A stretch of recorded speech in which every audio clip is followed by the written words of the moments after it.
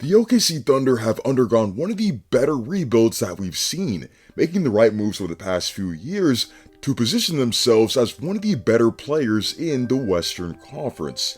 Just to put their insane rise into perspective, they went from a team that won just 24 games in 2022 to a team winning 40 games in 2023 where they missed the playoffs, to being the outright #1 seed in a brutal Western Conference. Quite honestly, the league has been thunderstruck if we're looking at the league just 3 years ago. With the Jazz being the #1 seed and the Thunder being 14th in 2021, and the Thunder being 1st and the Jazz being 12th in 2024, albeit the Jazz are having a good rebuild on their own.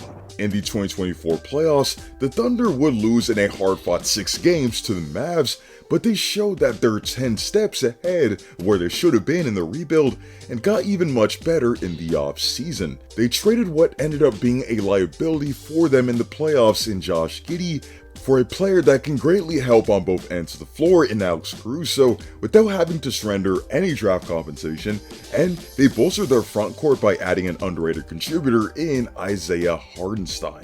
In this video, we'll discuss why the OKC Thunder got way better this offseason with their additions, and why they should be favorites in the Western Conference next season.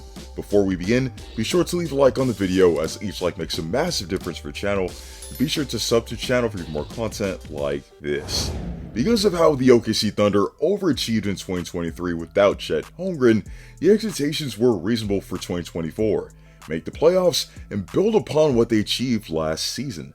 However, the Thunder would go on to dominate the league with their top 5 offense and defense, and prove doubters wrong who claimed that they were too young to realistically be taken seriously in the league. Offensively, the Thunder had the 3rd best offensive rating in the entire league at 119.8, had the 3rd highest field goal percentage in the league at 49.9%, had the highest 3-point percentage at 38.9%, and were the 4th best free throw shooting team at 82.5%.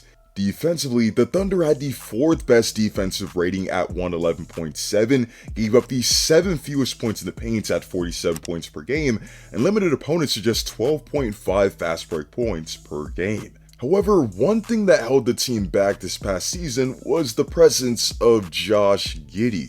Josh Giddey was seen as a reach at the #6 pick in the 2021 NBA draft, but he quickly proved his utility to the team through his size, great vision, and playmaking ability, especially up until the 2023 NBA season. But in 2024, Giddey created major headlines for actions off the floor and even set back the Thunder on the floor. Because of Giddey's lack of an outside shot and limited shot creation ability due to his underdeveloped offensive game, teams have schemed to practically ignore Giddey's existence on the floor, which consequently shrinks the floor for his teammates. With Shea and J-Dub already being capable shot creators of their own, and also each creating rim pressure, the right players to surround them would be players who can knock down catch and shoot threes, knock down the shot when it's swung to them, and also defend. However, Giddey is a career 31% 3-point shooter and shot just 32% on above the break threes this past season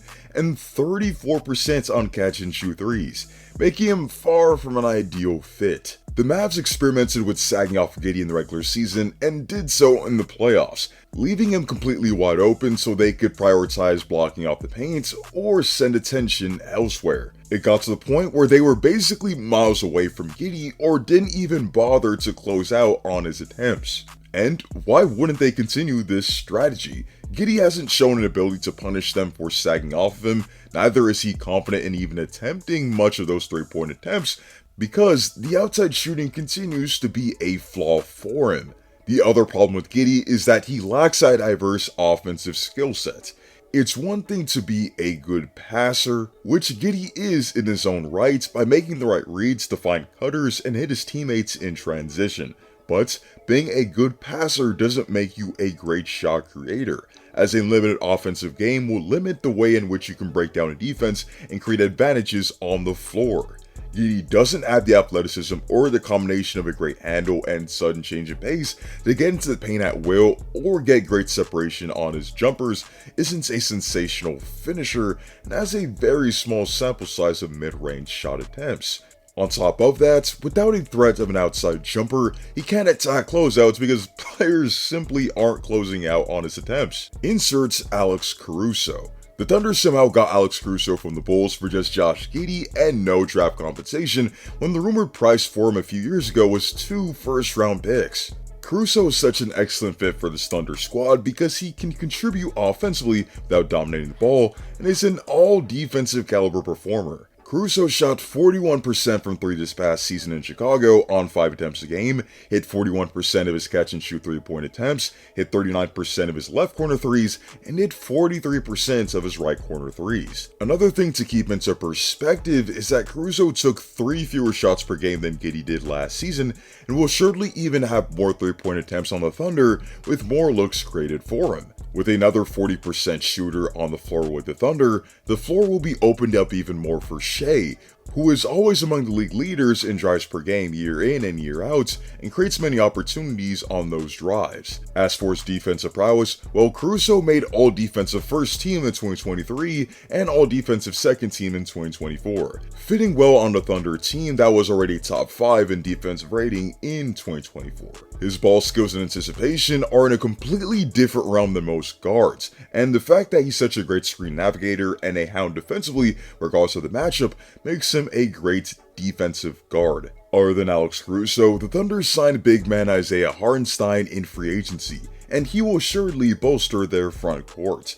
Hart was readily available for the Knicks in the absence of Mitchell Robinson for much of the season, playing 75 games and contributing through his efforts on both ends. He's one of the better offensive rebounding bigs in the league at 3.3 offensive rebounds a game, which would be helpful to a Thunder team that was bottom 5 in offensive rebounding among playoff teams last season at just under 9 offensive rebounds a game, and a team that was 29th in offensive rebounding the regular season at just under 9 a game. Hartenstein also runs the floor well, is a good screener, and an ability of his that will be utilized in this OKC offense is his ability as a passer in roll situations and in dribble handoff situations. He can make good reads to find cutters and players open on a 3-point line, and with a player that can provide needed help at the 5, when that rotation just included Chet Holmgren and Jalen Williams last season, Hart has to be one of the better signings of the offseason.